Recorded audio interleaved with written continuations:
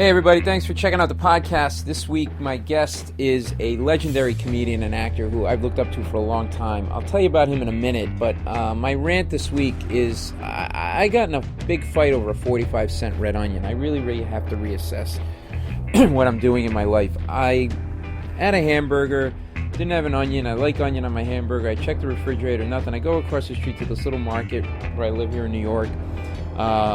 Get a red onion, put it on the counter, 45 cents for the onion. I give the woman a 20 and she goes, I won't break that. Not I can't break it, I won't break it. I go, why not? She goes, it's too big a bill, you gotta buy more. I'm like, I don't want to buy more, I just want the onion. She goes, no, you gotta buy more. I go, no, that's not the deal. The deal is I come in a free society and you have stuff to sell and I decide what I want to buy and I give you this $20 bill, which is a promissory note from the federal government that says, present this and you will get paid, and I take the red onion and I don't put a bullet in your head today.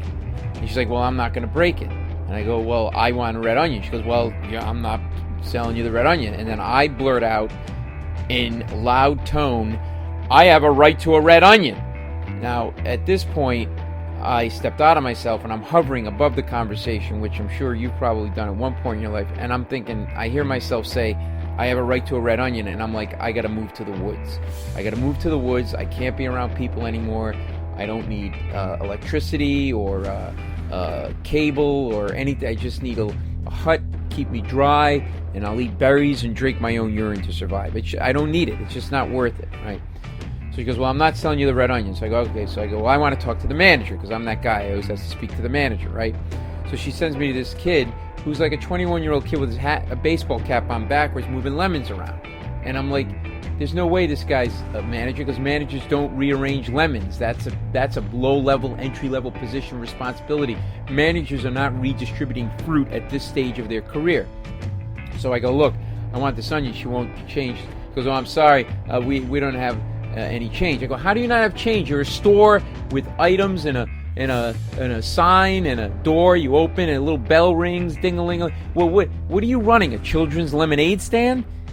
So he goes, I'll tell you what. He goes, take that red onion, come back tomorrow and pay for it. I'm like, no. I want to think I've accomplished something in my life. I don't want on my list of things to do on Wednesday, pay for red onion. I have shit to do. I'm important, okay? So I take the red onion with no intention of paying for it. And I cut it up. I put it on the hamburger. I'm pissed now. The hamburger's cold. I don't even really want to eat it. I go back to the refrigerator to get something to drink. I look in one more bin. I had a red onion. All right, so that was that. So if you see me, on CNN as having shot a bunch of people, you'll know why. Because somebody wouldn't let me buy a red onion without giving me aggravation. All right, this week my guest is Larry Miller. Brilliant comedian. You've seen him in Pretty Woman, Princess Bride, Jerry Seinfeld's sitcom Seinfeld, Curb Your Enthusiasm. He's been in over 100 films and television shows, and a brilliant comedian. You've seen him on Letterman, you've seen him on The Tonight Show. And Larry started out in New York City with Jerry Seinfeld and Paul Reiser, and has great stories about starting out in New York City as a comic. He and Jerry and Paul are still good friends to this day, how they helped each other with their acts, how he was a horrible bartender. He's got a hilarious story about that. This is somebody that you've seen a lot in film and television, and has a really interesting story about how he got into comedy and what it was like being a new generation of legendary comics. Like, they established a new kind of comedy after George Carlin and Richard Pryor. He and Jerry and Paul and some others. George Wallace is another guy from that era. So somebody that you've known and enjoyed for a long time, and you're going to get to know really well, sort of behind the scenes, so to speak, in this podcast. So thanks for checking it out. If you want to keep building the podcast, please send the link around and ask your friends to subscribe. You can go to iTunes and follow me on Facebook and Twitter. And coming up, tour dates for me, May 1st and 2nd, I'm going to be in Providence, Rhode Island at the Comedy Connection.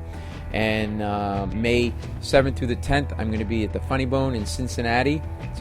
It's also technically in Kentucky, but the Funny Bone in Cincinnati.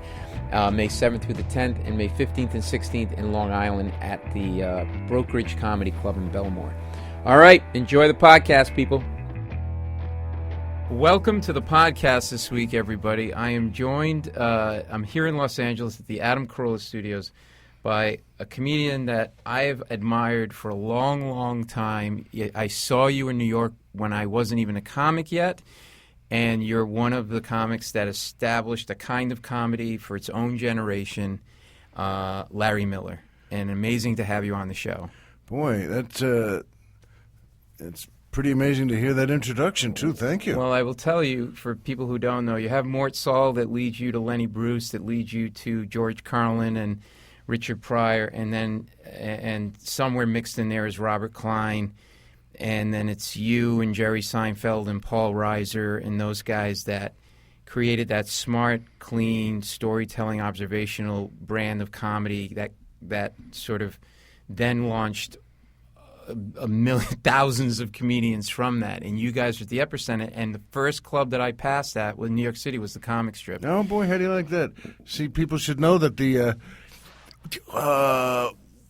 when we all started, there was clubs like Catch a Rising Star On First Avenue, right? Right. In 70-something Street. Yeah, and 77th, and then the Improv on the West Side, which was 44th and 9th, Bud that's Friedman right. and Silver Friedman. That's right. I realized, boy, he knows all of them, and I go, of course you do. You work there, but yeah, those were great places. And then when I had graduated from college, and I was thinking, well, I want to be in show business. I know I'm going to be in show business. You majored in music at Amherst. Right. Right? Yeah. Right.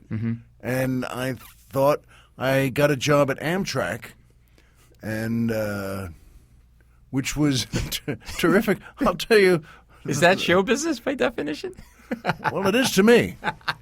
You know what? But I knew that as I worked there, I wanted to get in, I wanted to start in show business, and one of the women I worked with there at Amtrak said to me, you know, there's a new comedy club that just opened, and her uncle worked there, Tony DeAndrea, who's just great, and he and I became friends, and she said, you should go up there and take a look Tony at it. at some of the Comic Strip Christmas parties years ago. Yeah. I still love the guy, and I just, what a talented guy. And that's on 2nd Avenue between 81st and 82nd. Yeah, still there. Richie Tinkin owns it. That's right. Well, Richie Tinkin, who, by the way, was Eddie Murphy's manager. Right. And those guys really soared up there. Yeah. It was interesting, too. It was because of Tony. That's right. When Tony was working, these guys were bar owners and club owners, Richie and John, and John McGowan, and they were good friends with Tony. And Tony said, I'm going on to Catch a Rising Star tonight.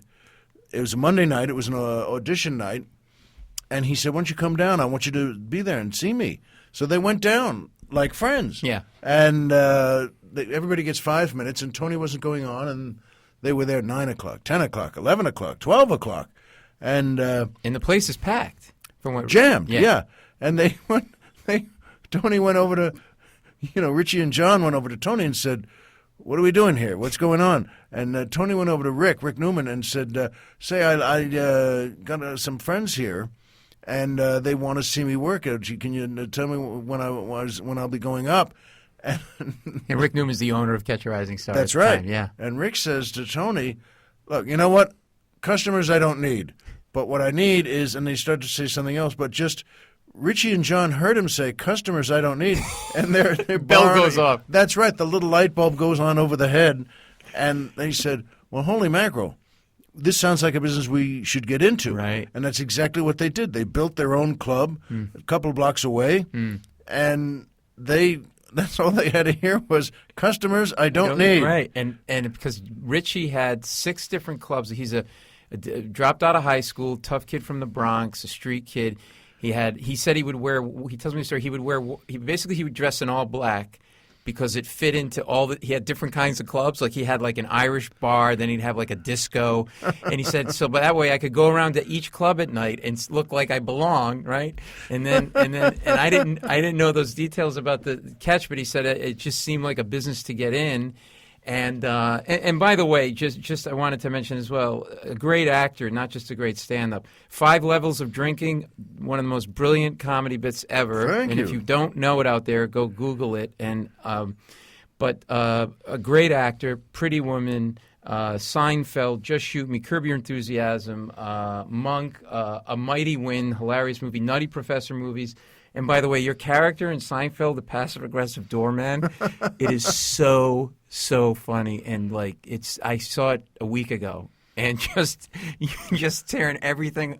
That's good to know too. And you know what? I learned a great acting lesson on that show. In fact, you can learn great acting lessons all the time, folks. If you're in a movie or a TV show, and some of the advice that I heard from Milton Berle.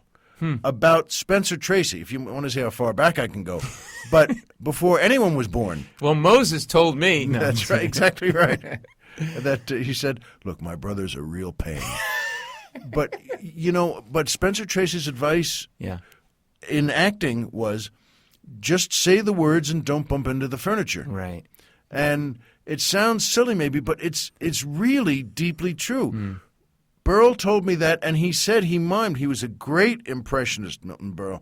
And he showed me, we're in a this sounds like I'm making this up, but we were in a coffee shop with his wife in the middle of the night in Las Vegas, and he said to me, does this look familiar? Speaking of Spencer Tracy, and he kind of rubbed his hand on his chin and his cheek, and he's looking down, and then he looks up at me and then says the line or something. And I said, well, that's exactly right. That's Spencer Tracy. And he said, well, you know why he looked down? He was looking for the mark, for the spot really? To hit. Really? So that's what he did. He was not lying. He was literally trying to not just say be the in the words wrong spot. And don't bump into the furniture. Wow. And God knows he was one of the greatest actors ever, Tracy. But it's wonderful to hear wisdom like that. I learned so much at the comic strip and those places. I want to go back to the comic strip in a minute, but I'm curious, how much of that character on Seinfeld is the doorman? Was you interpreting the character in a way that gave it that, or was it written exactly that way? Because it's so funny and brilliant. The dialogue is so crisp, and you're so good. You turn everything around on Jerry. You can't get a word in edgewise. Well, thanks. Did you bring some of your own take to that, or? No. One of the things that was so great about Seinfeld, if everyone remembers or still watches it, Jerry and Larry David, and of course, the staff of writers, but it was Jerry and Larry David wrote every word on that show. And those are two funny guys. Yeah, so the point is, in fact, and he's always been a close friend, and after the first day or two of rehearsals there on set to do that part, because I was throwing everything I was spinning throwing stars. I was doing everything to squeeze a drop out of it. Yeah. And that's fine, but it's not fine. He said, you know what? He said his variation of just say the words and don't bump into the furniture. This is Jerry talking to you. Yeah. And you guys are very close friends, very by close. the way. Yeah. And you know what? I looked at him for a second. I said, maybe you're right. And that let the personality come out of me, of the character. You stand there, and you can now just be funny. Yeah. With funny stuff. They're giving you a great pool cue. Just swing. Yeah, it's so you're so great in that role. And do I have this correct that you were up for for George Costanza as well? You had read for it, right? But you know what? The truth is, number one, we couldn't be closer friends, and the truth is that they couldn't have cast that show even an inch better. Good Lord! I mean, come on. Right, folks? I mean, come on. I tell people, if you want to learn about acting, writing for television, watch a series, watch the early episodes of a series, and then watch it in the middle and watch it at the end, and see how the rhythms change and the writing is tighter. They didn't have an initial chemistry that much, but it came together. Sure. They were all in.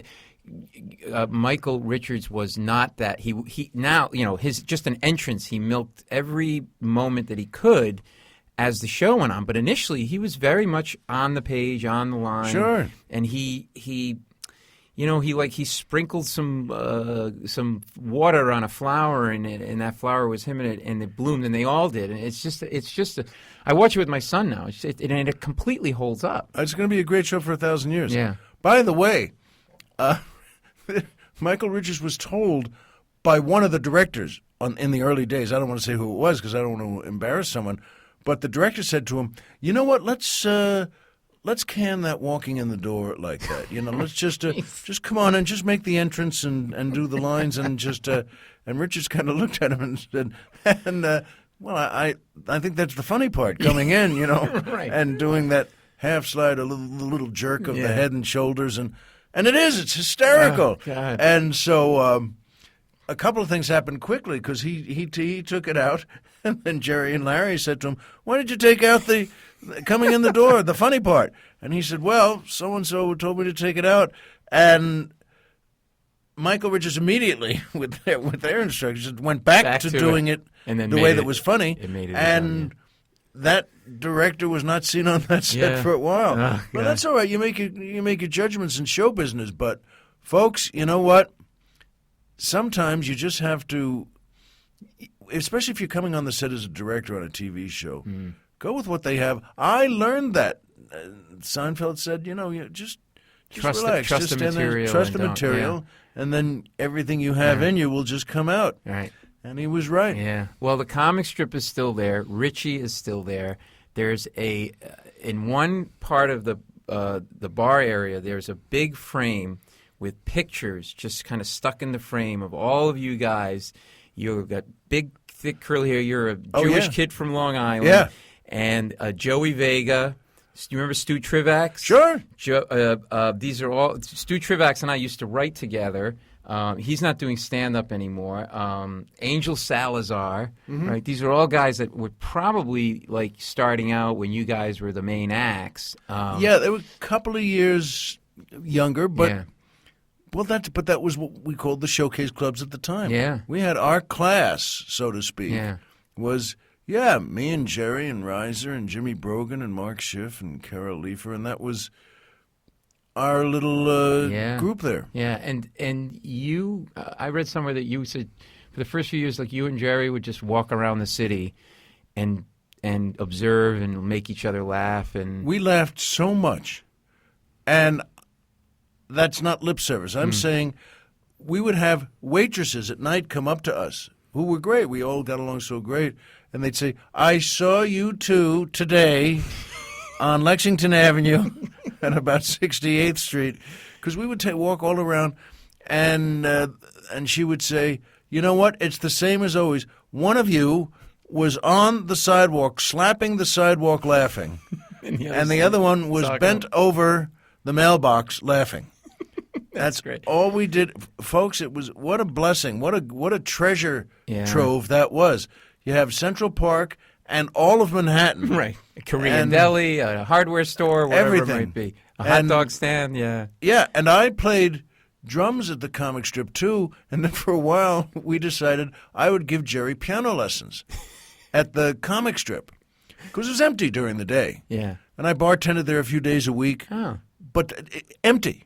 Yeah. There was one or two guys who were big drinkers, but were you commuting in from Long Island from your parents' no, house? this was I lived on the west side at 78th and Amsterdam. Funny, it takes me. I lived at 78th in Columbus. Really? So I lived on 79th between Columbus and Amsterdam in my previous life before I quit my other job and became a comedian. I was a lawyer and an investment banker and owned an apartment on 79th between Columbus and Amsterdam, and then I wrote some jokes, and I saw Jay Leno at a private function, and I said, "I don't know if you need jokes, but you can have these. I don't know what I'm going to do with them." And he called me the next day, and he hired me to start writing jokes for the Tonight Show monologue. That's great. And then he did one of my jokes the following week on the Tonight Show, paid me $50 for this joke, and it blew my head off my shoulders. Now, for a middle-class kid from Rhode Island who was working on these big corporate merger deals, you'd think this $50 joke would be inconsequential, and it changed my life. And at the time when all this was happening, I had this apartment on the Upper West Side, right around the corner from your place. How do you like that?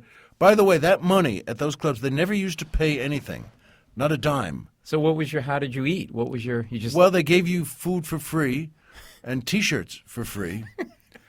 And that's how we used to say, that's how you know your status in some of these clubs, how embarrassed you have to feel walking past the owner with a steak. And that was still just lovable. I remember Lucian was passing nonsense. Yeah, and Lucian Hold was, just to describe to people, he he started, I think, as a carpenter there, and then Yeah. worked his way up to manager and then booker, and had a very sort of erudite way about him, and he was well-read, and he let you know that, and he was very opinionated and very honest with his opinions in critiquing your act, almost to the point of, there was no frills, it was just right at you. And, Almost. Yeah. It was 100%, you're right, yeah. There were concentration camp guards who had more subtlety.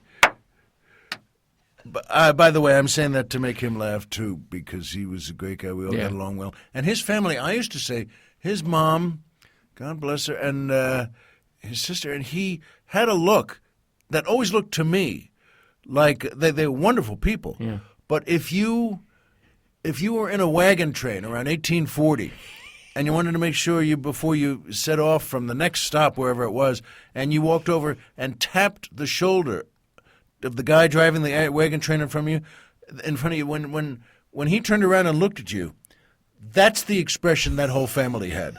And if you know what I mean, it was a kind of like a bank of rocks, just holy mackerel. I know. If the eyes were piercing. It was like they were right to your soul. Oh yeah, and everything. The kind of cheekbones. If you've ever wondered, folks, gee, white people don't seem that tough anymore.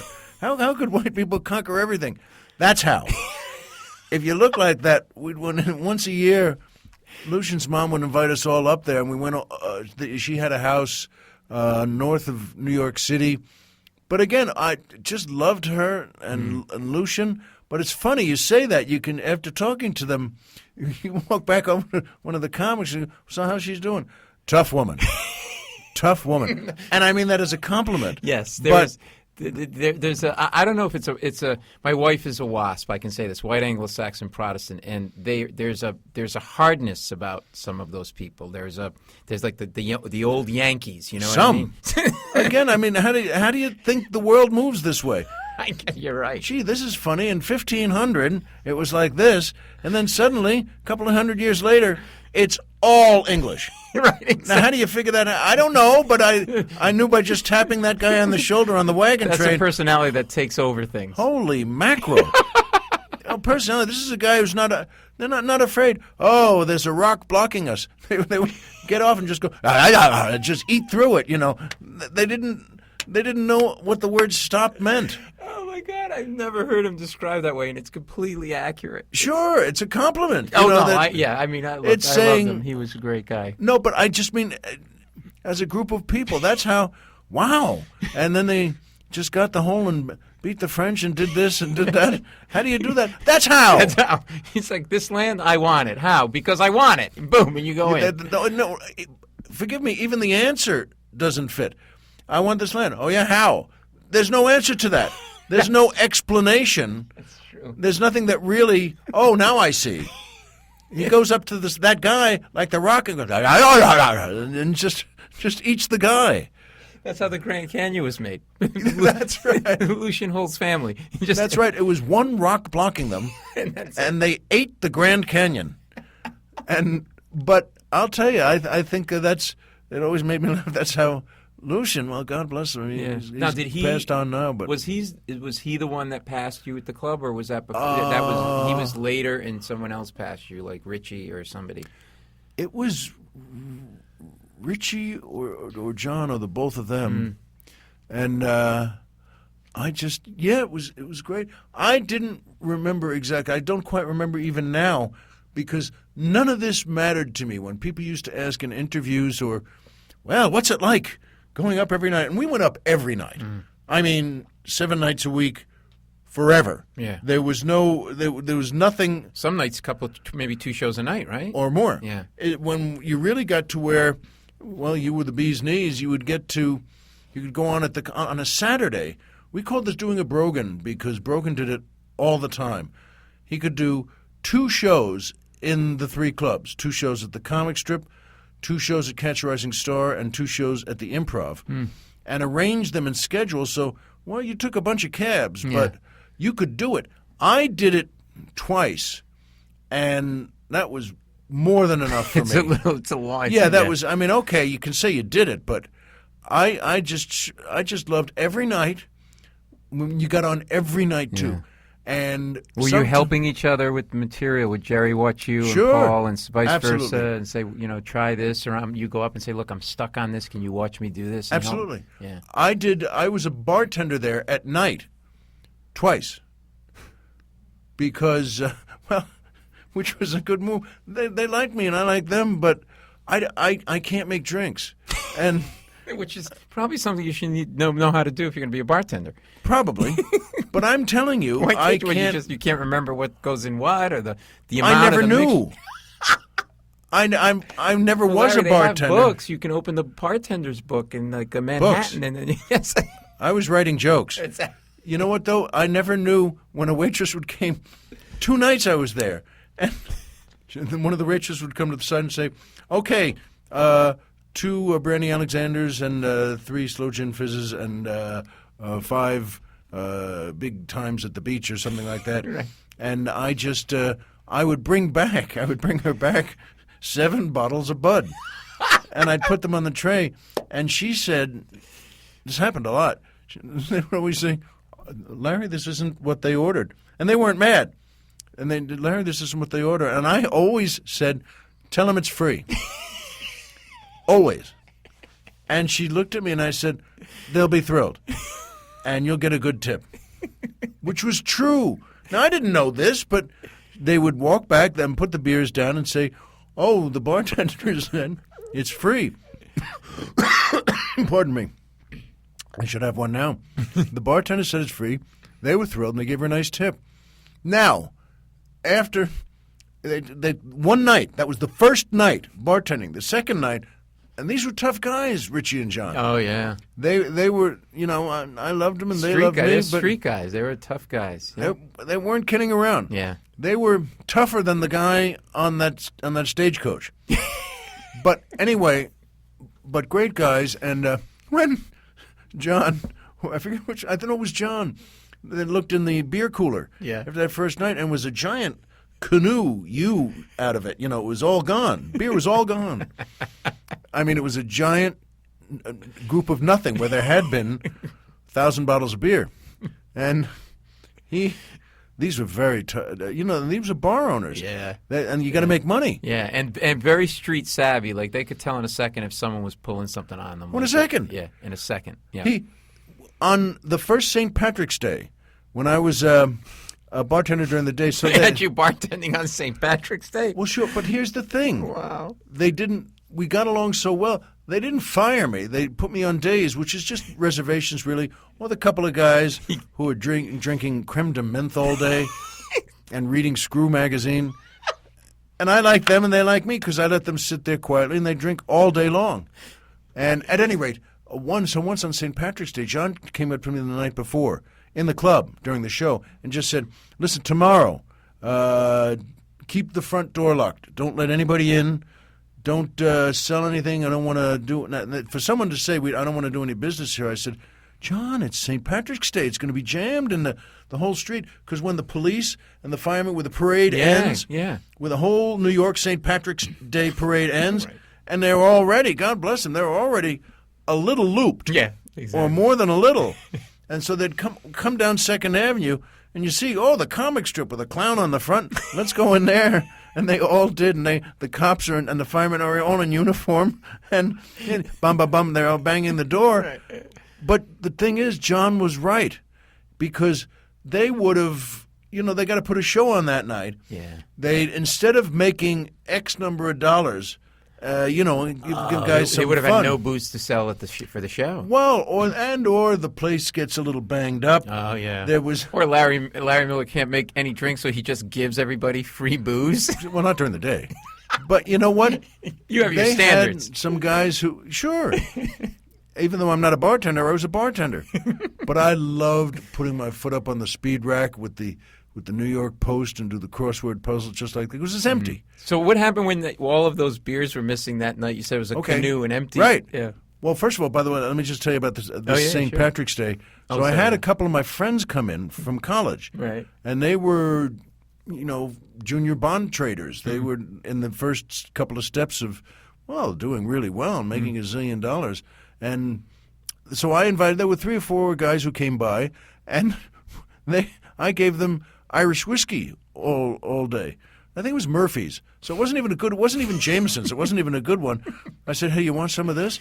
I said, "Sure." So I poured them shots all day. So they went through a couple of bottles, and I didn't charge them anything for it. I mean, they're my friends. Exactly. And so that night at the show, I went up to John. There was a little hallway there between the bar area and the show area. Right. And I'm coming in. I just gotten off stage. And I'm coming in back to the bar area. John's coming in, and the two of us meet in that area, and he says, "Oh, great, sounded good, sounded like you had a good set there." And I said, "Yeah." And then I just remembered, and I said to him, "Oh, I have to tell you, a couple of my friends, you were right about St. Patrick's Day. I didn't let anybody in, and, God only knows what would have happened to the place then." And, he's nodding, and I just said, "But a couple of my friends came by, 3 fellas, and they drank a bunch of Murphy's all day. So you know what? I didn't charge them for it. So I'll get you a couple of bottles of Murphy's, and I'll put them back there. And in fact, I'll get you through. It's probably 2. I'll get you 3 bottles of Murphy's." And I didn't even notice. He was just looking at me. And 2 years later, we became friends also, and we'd go out and have a couple of drinks, and he would tell me about places he went to. And he said to me one night, a couple of years after that, because I wasn't a bartender for long there. No, it doesn't sound like you would be. No, exactly right. But he just said, "Yeah, you were always always good. We always liked you." And he said, "Do you remember that time you told me about those bottles of Murphy's you just gave your friends?" Yeah. He said, "I was thinking at the time as you told me," and I said, "I remember now. You were just looking at me in the strangest way."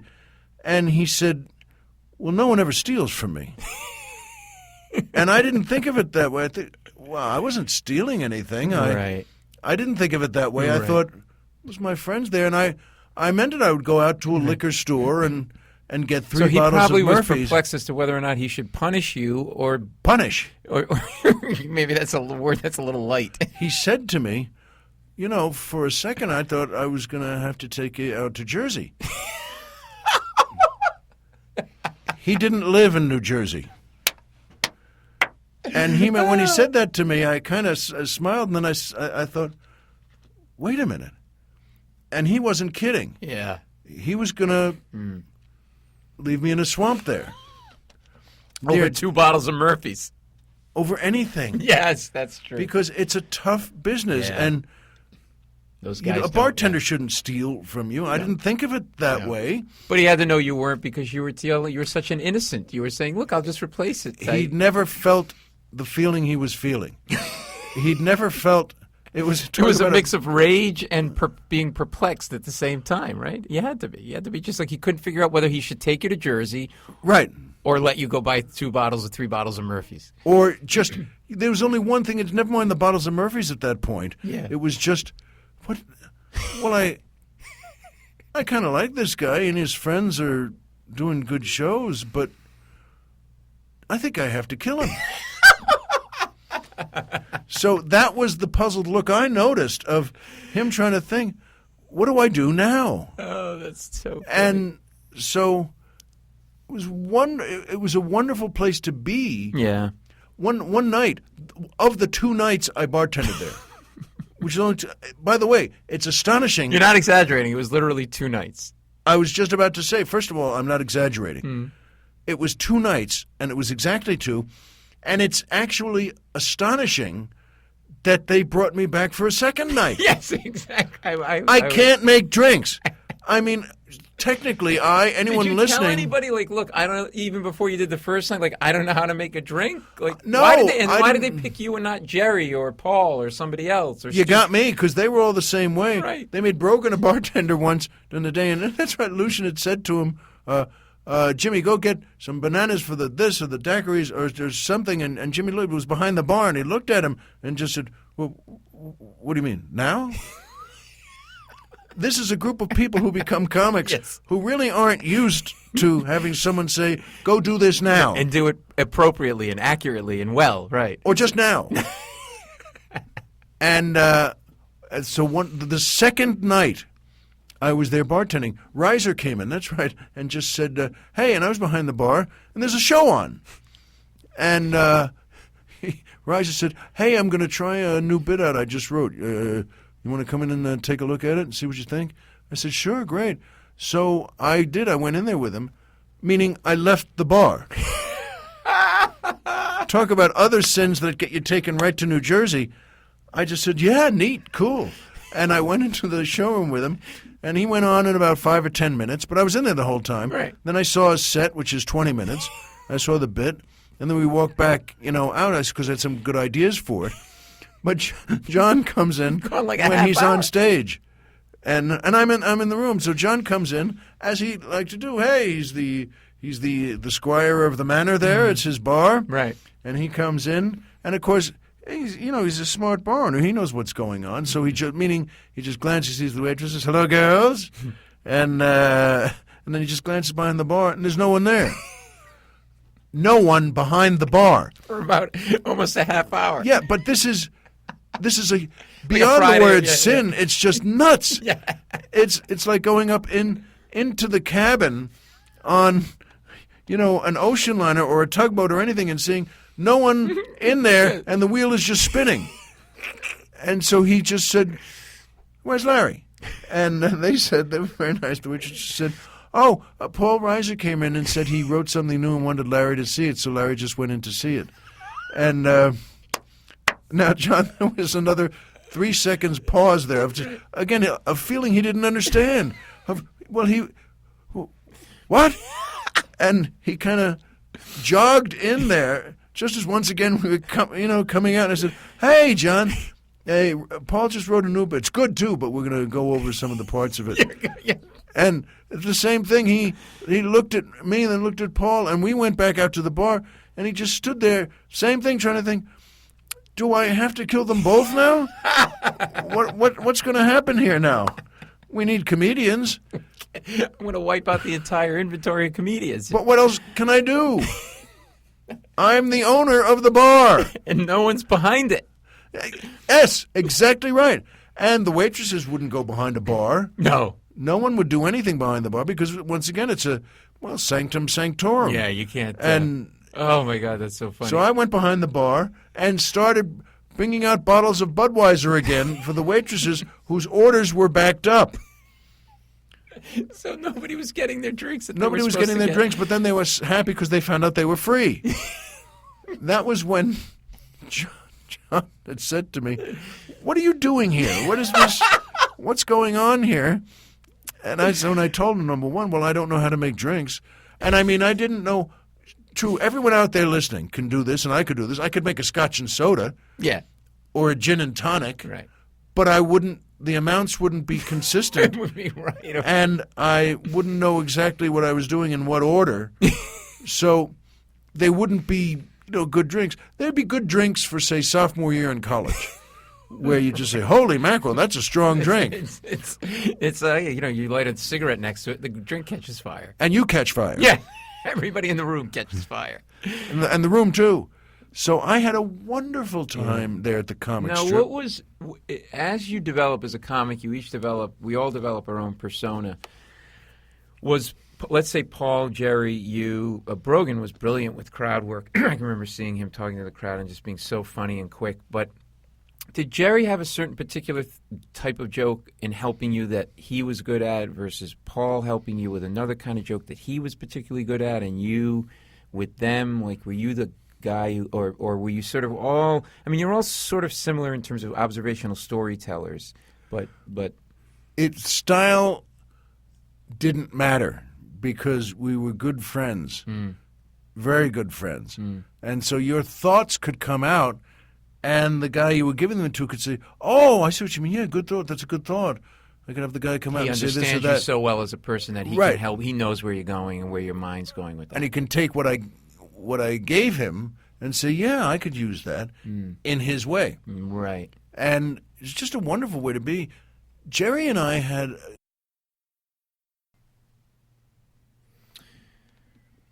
Okay, we are back. This is from my producer, Lydia. We're sort of doing a second part because I had to empty my card. So so we're picking up with. So you were saying that you would all know each other so well. This group of fellow comedians, you, Jerry, Paul, Jimmy Brogan, and others, as people, that you could kind of really help each other well as comics because you each knew how your brains were working. Yeah. Right? Yeah.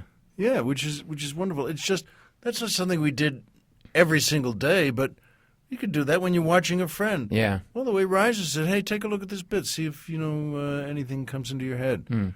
Well, it's a great way to do it. On the first times you start doing the Tonight Show or the David Letterman show, and I would always go down and still do to the Comedy and Magic Club in Hermosa Beach here, and if you're there and some friends are in the green room, not even great friends, but if people you know who are good comics. And I'll still always say, hey, do me a favor, watch this set. It's a 5-minute set you're going to do to practice the stand-up you're going to do on the show. And they'll always watch, and you know what? You never know. You just might get a good idea that, oh, that's right, because it closes that up, and I can bring that here to there. Or maybe you're rushing, or maybe you're not taking a pause. I remember seeing Jerry say one time, and people don't understand how hard stand-up is in the sense of sort of, it's incremental gains. It's literally millimeters by and Jerry said, I have a joke. I can't remember what the joke was. He goes, but for some reason, when I hit the punch, it requires me to turn my head. If I turn my head to the left and up, it doesn't do as well as if I turn my head to the right and up. And he goes, I don't know why. I can't figure it out, but there's just certain quirks about certain jokes in this thing that we do. Yes, exactly right. And it's a wonderful form. Just to let folks know, there's really something very magical and very loving about stand-up comedy. It's deeper than I think we look at it sometimes. In what way? Well, for instance, sometimes comics are used to hearing, as part of an introduction, or you're doing it in a corporate job, whatever it is, or in the description in the pamphlet beforehand. And then on the lighter side, we have Larry Miller come in, and every time I heard that phrase, it used to make me smile and shake my head. It's not the lighter side. If you're following an economist from Washington, that's the lighter side. Right. But they don't know it. They think that's the heavy side. Right. But your look at life is not the lighter side. If it's good, it's a wiser side. And honest. Yes. Yeah. If it reflects your soul and your mind, and that's what can make people in the audience say, gee, how do you like that? I think I agree with that. Or, gee, I've done that too. Or these are very deep connections. Yeah, and you've said something. I think respecting the audience is really important, and I think there are comics now sometimes that sort of think it's kind of cool, like to crap on an audience or sort of have disdain for the audience.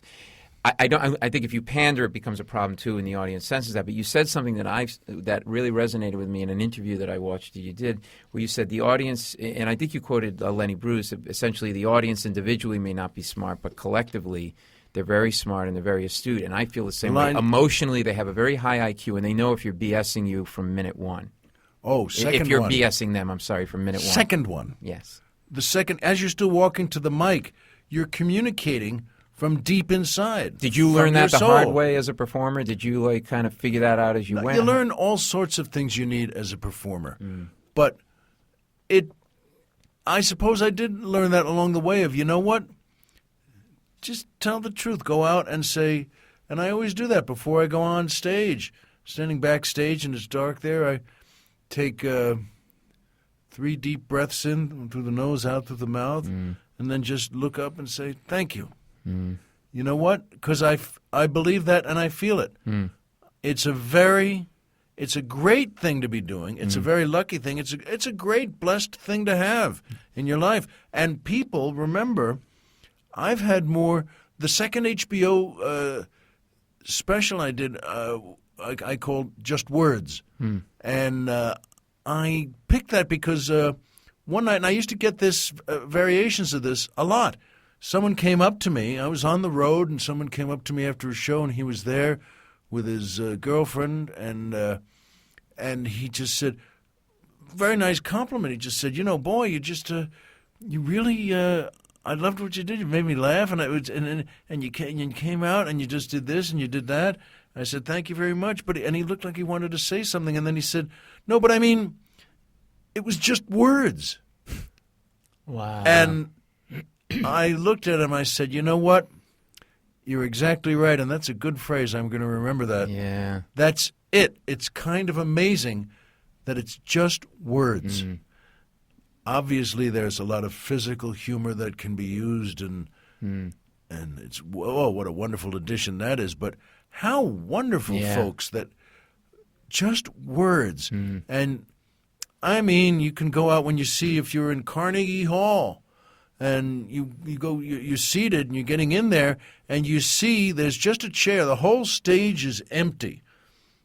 Sometimes they have a huge Philharmonic orchestra, and or ballet people dancing around in groups of 30, and the whole thing is empty, and with just partitions, going back along the wall there, empty, and in the middle of the stage, near the front, is just a chair, like a junior high school science teacher chair, and on the chair is a microphone with the cord draping off it and going off stage. And I and my friends used to say, we went to see some of the greatest folks there, and I and my friends used to notice it instantly and just say, see, that's it. That's what it's all about. It's just words. Yeah. That's the setup you need. Do you need anything else? No. You need the guy. You need the guy. You need the guy to be good. Yeah. And ready. Yes. But it's also somebody that's willing to access difficult places, dark places. It's more than just words, obviously, in the sense of, if you're doing it right, you're making a connection with people because, as you say, you're being honest. And in being honest, I think inherent in that is bravery as a performer. Sure. Yes.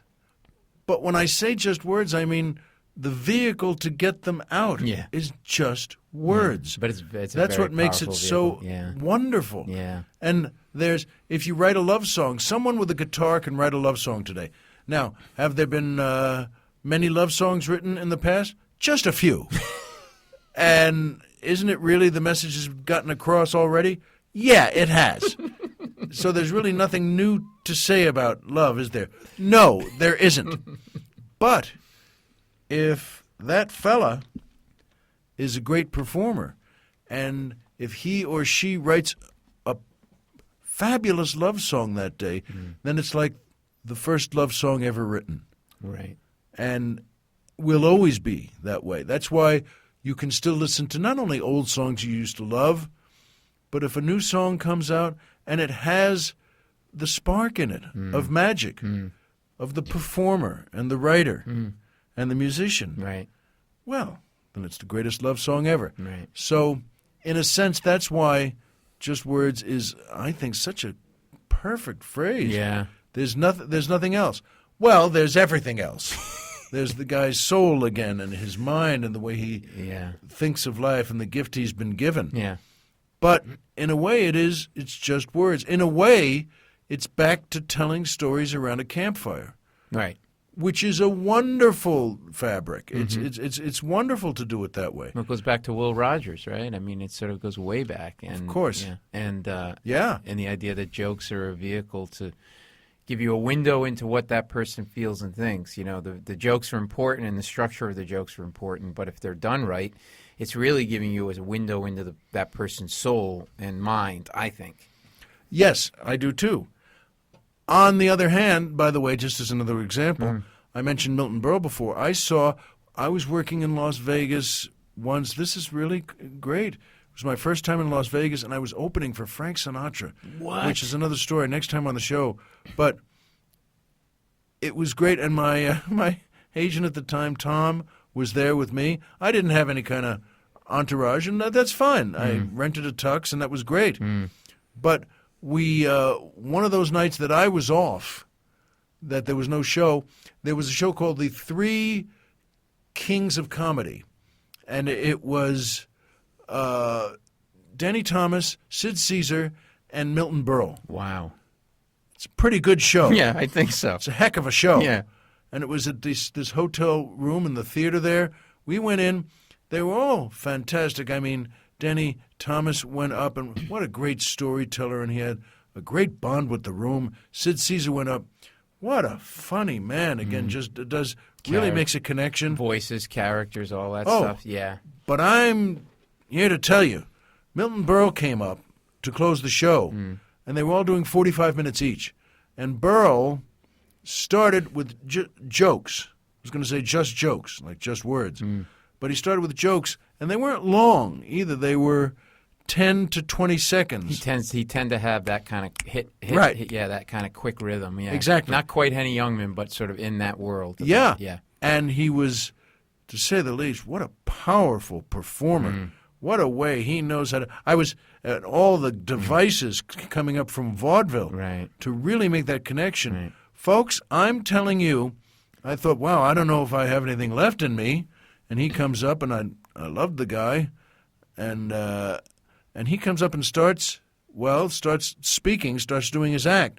Boom, boom, boom. Folks, he got that room and me so quickly, I'm telling you, within about 8 minutes or 12 minutes, whatever the heck it was, I was howling. Really? And, I mean... Just took it to another level? He was that good, and he came through the material that well. What was it that sort of allowed him? Was it his technique, his rhythm? Because his punches were so compact and tight and close together that he wouldn't give the audience a minute to breathe. What was it? All of those things. But remember something. This is a guy who had practiced a lot. Yeah. He's been since roughly 1930 or 28. And not just a lot, but I think doing a lot of different kinds of performing informs all the other performing. I think you're a great actor because you're a great stand-up. I think you're a great stand-up because you're a great actor. You know, and those guys in those days, they did it all. They did a little song, they did a little dance, they did big halls, small halls, all of that. That's right. They could lean back and kind of, start swaying and sing a song. You've never heard a better song. But Berle didn't do that, and I'm telling you, it was shattering. Wow. That I looked over at Tom. We were howling. Really? And the room was screaming. And he just kept it a boom, boom, boom. Yeah. And I'm telling you, after 45 minutes, the clothes were sweated through. I mean, there was no such thing as, hey, let's get another drink. Stick your finger up and we'll get another drink. Right. There was nothing to do but sit there and let him just wash this wave over you. And then when you finished, folks, to stand up and feel a little dizzy. Wow. Because not only have you just seen, for goodness sake, Danny Thomas and Sid Caesar, who were great, but then to put that cherry on top of Berle. Yeah. Good Lord. Yeah. And he was, I'm telling you, he was the king of, he was the captain of the ship. As a comic yourself, just in terms of, did you take anything away from that in terms of as a performer that you thought, okay, I should do something like that? Not do his act, but like just anything that happened that night that you think sort of affected you as a performer in any way? The greatest lesson I could learn and did learn from him that night was just howl and love it. Yeah. You know what? Sometimes you don't have to analyze it or think, wow, how many words were in that setup? Yeah. But just to know that's possible. It's not only possible, it's doable. It's not only doable, you just saw it. Yeah. That's amazing. That's pretty amazing right there.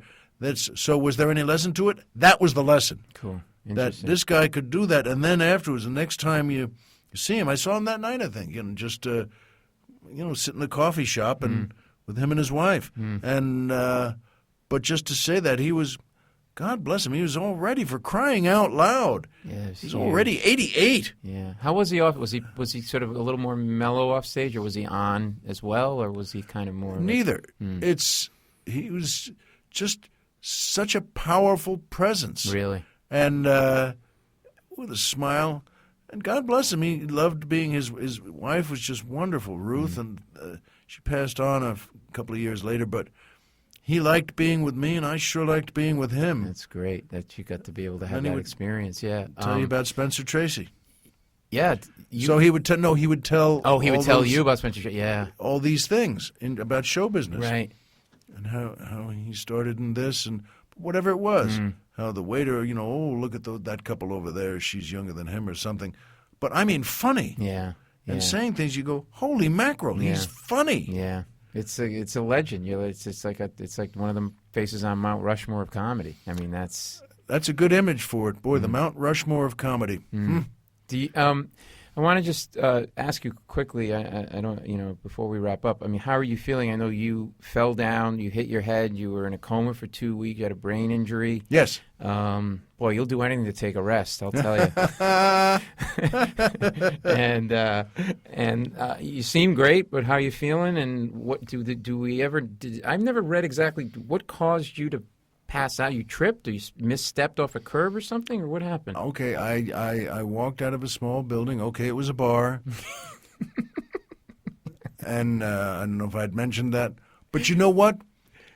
The truth is, sometimes you really are touched, and, you could die from something like this. I cracked my head like a walnut. I wasn't, drunk. I wasn't sober. But, I mean, I let someone go by. It doesn't matter. You slip. Whatever, Never and you slip, and you fall, and you hit your head right on the curb, right around the corner of the curb or something. Yeah, on the wall. It doesn't matter at that point. Yeah. The answer is, you hit your head. And I went back inside, and this was a tough bar too, out here in L.A. And I had been there, and the point is, wasn't late now. It was about 8:30 or something like that. And I walked in. And I mean, these are tough guys. The bartenders there can handle anyone. Yeah. And I liked them, and I brought a book with me, and I would sit in the corner and have a martini. And it wasn't a martini-type bar, but they'd always make me one. And I ordered the roast chicken dinner, which was half a roast chicken. It wasn't out yet. And I said, you know what, I think I'll still – I sat back down. I said, you know what, I think I'll still take that chicken. But this guy, Patty – spelled Paddy. Yeah. And he looked over at me and actually jerked back physically and said, Jesus, Larry, what did you do to yourself? And this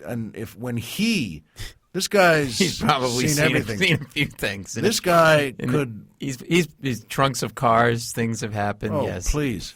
He could put a beer keg down you.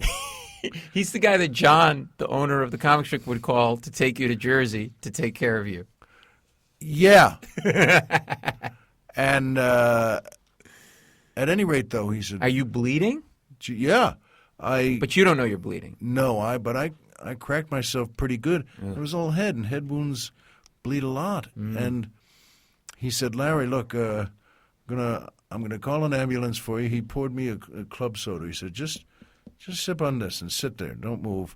And he called an ambulance. It's funny, this place is so tough. They had 2 ambulances around the corner. just in case. Always.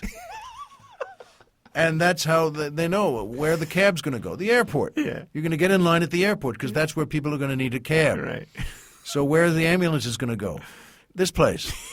Because that's where every so often. Around 1 a.m, somebody's going to need an ambulance. Someone cracks his head like a walnut. So I got in there.